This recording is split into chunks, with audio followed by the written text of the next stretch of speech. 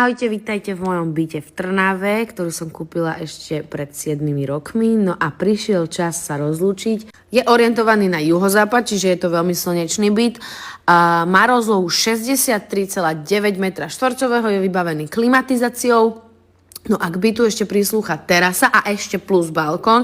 Terasa s balkónom majú dokopy 18 m2, tá terasa sa ťahá vlastne okolo celého bytu. Samozrejme myslím na všetko, takže vlastním v tomto objekte aj dve garážové miesta, takže buď sa dá byt kúpiť s týmito garážovými dvomi statiami, alebo aj bez nich a tieto statia predám zvlášť.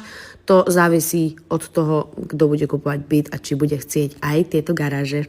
Takže vítajte, ešte sa pokúchajte rýchlo touto kuchynkou, obývačkou, hen tam je balkón, no a ideme do izby, ktorá bola myslená ako detská izba. Je zariadená veľmi provizorne, ale vaše deti ocenia určite túto skriňu, v ktorej sa môžu schovávať, strašný